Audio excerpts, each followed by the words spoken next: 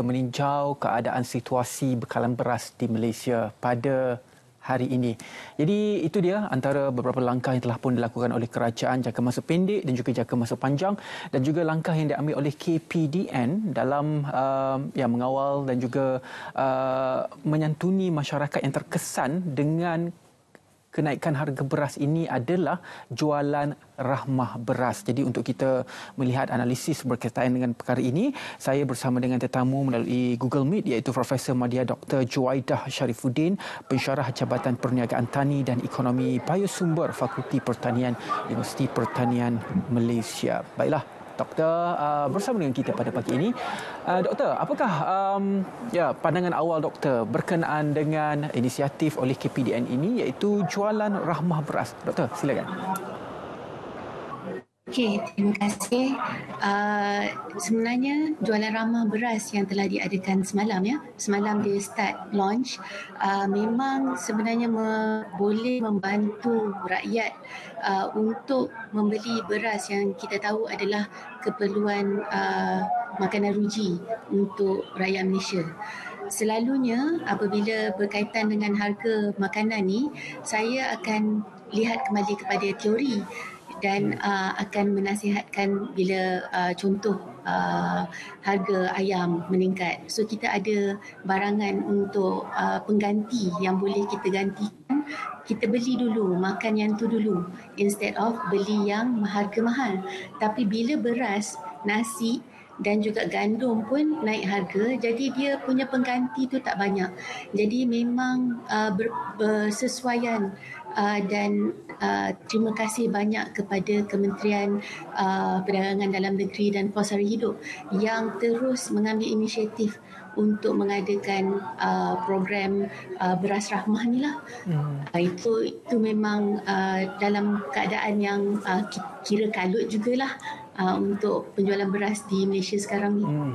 Jadi kalau kita lihat juga inisiatif di bawah KPDN ini, sebelum ini kita ada jualan rahmah. Jualan rahmah ini bukan sahaja beras, tetapi ada telur ataupun barang keperluan asas yang lain.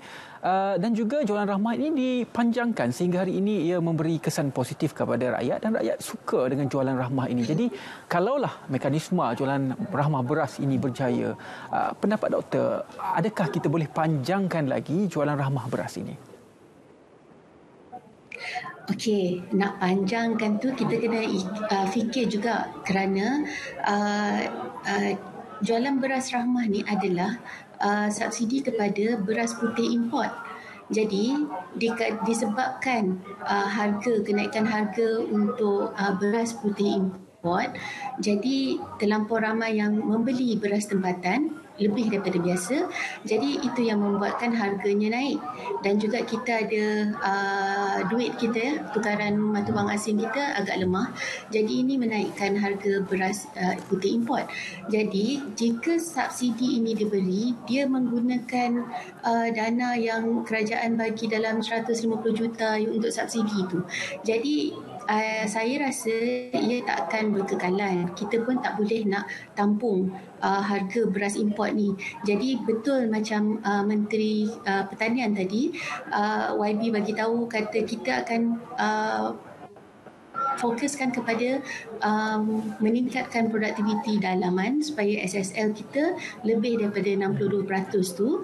Tapi untuk beras import ni, kerajaan bagi subsidi berpanjangan, saya tak nampak itu satu solusi lah, sebab kita terlampau bergantung kepada subsidi duit daripada kerajaan yang tak seberapa ada di masa ini. Cumanya saya memang berterima kasih because perkara ni diambil berat dalam masa yang singkat. Kalau kita tengok 1 hari bulan 9 tu Bernas naikkan harga beras putih import. Bulan 9 tu dah kita nampak dah harga meningkat dengan banyak. Dalam hari ni kerajaan dah take over dan buat satu program yang dinamakan beras rahmah ni untuk beras import. Dia samakan ataupun setarakan dengan harga beras tempatan yang tak dapat di pasaran sebab terlampau ramai yang membeli. Doktor, tadi doktor ada sebut tentang juga YB juga kita dengar. YB cakap kita akan meningkatkan produktiviti kita menggunakan teknologi dan sebagainya.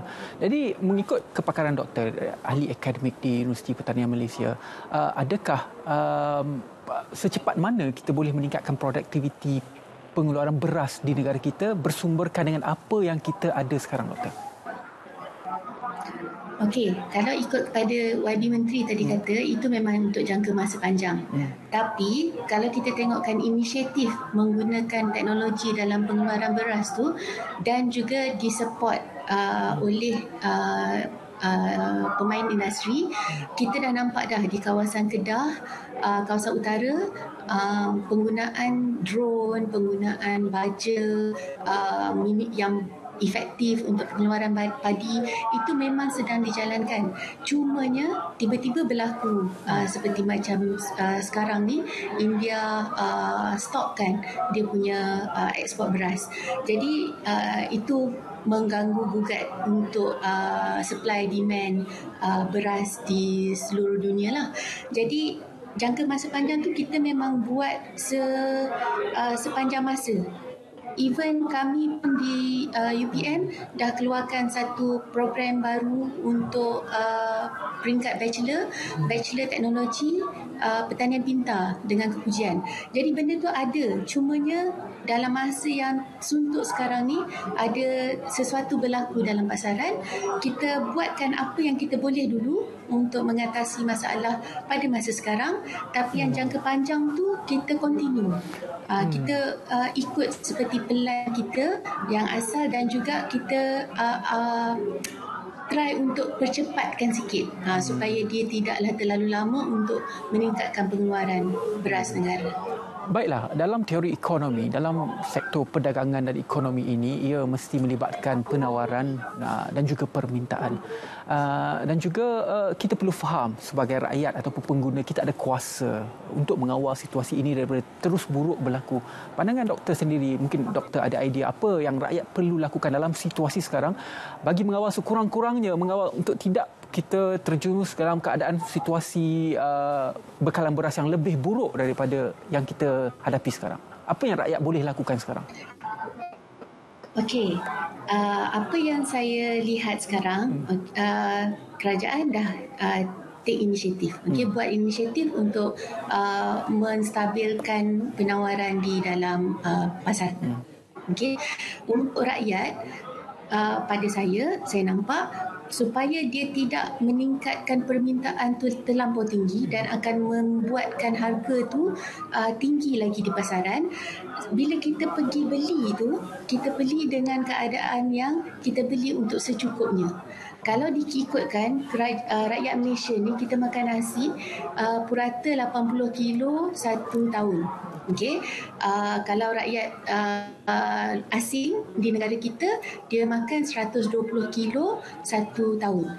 So kita kena fikir, kalau kita pergi beli sekali 5 kampit 50 kilo, memang boleh tahan sampai separuh tahun, 6 bulan ataupun 8 bulan. Janganlah buat macam tu. Maknanya kita pun kena lakukan inisiatif sendiri juga. Bila kita nak membeli tu, kita membeli dalam keadaan yang kadar seperti biasa macam Wabi kata tadi. Sebabnya kalau kita duk kumpul dan letak di rumah sendiri, beras pun dia tak tahan lama, bubuk pun nanti akan ada. Jadi takut kita terbuang nanti. Jadi instead of benda tu cukup, jadi tak cukup sebab kita membeli lebih dan kita buat stok pula di rumah. Yang tu pandangan saya, kerajaan buat dia punya cara, kita pun sebagai pengguna kena jaga cara kita membeli juga. Itu dan juga bila makan tu jangan buang lah, makan sampai habis. Doktor, dan pastinya kalau kita lihat jualan rahmah sebelum ini, golongan sasarannya adalah golongan berpendapatan rendah seperti golongan B40. Jadi bagaimana apabila kita lakukan jualan rahmah beras ini mampu untuk meningkatkan kualiti hidup dan juga membantu meringankan beban golongan sasar ini, terutamanya golongan berpendapatan rendah dan juga golongan B40 ini, doktor?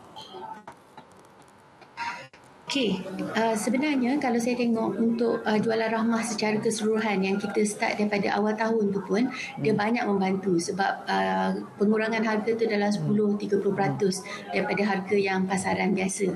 Jadi saya tengok memang dia ada orang yang turut serta, yang pembeli itu sendiri memang tahu kat mana nak buka pasar bergerak rahmah ni, di mana dia akan ada hari ni, di mana esok minggu depan di mana. Jadi ada yang pengikut setia dah untuk pasaran rahmah ni. Jadi ini sebenarnya dia dapat mengurangkan, mengurang dan mengawal bajet untuk isi rumah. Jadi dia boleh juga berbelanja lebih sikit untuk keluarga mereka untuk perkara asas yang lain.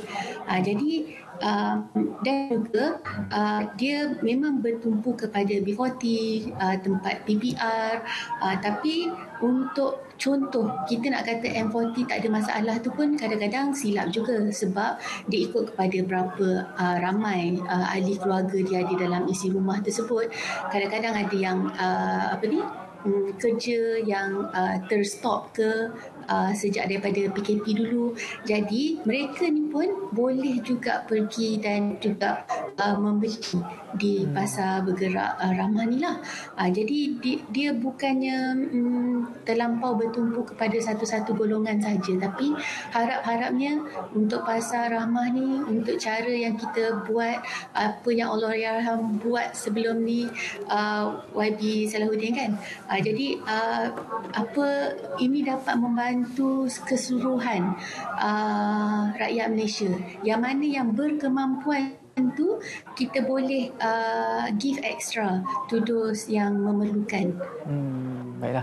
Terima kasih banyak-banyak kepada Profesor Madya Dr. Juwaidah Sharifuddin, Pensyarah Jabatan Perniagaan Tani dan Ekonomi Biosumber, Fakulti Pertanian UPM, dan sudi bersama dengan kita semua berkongsi idea berkenaan dengan jualan rahmah beras. Terima kasih banyak-banyak, Doktor. Terima kasih.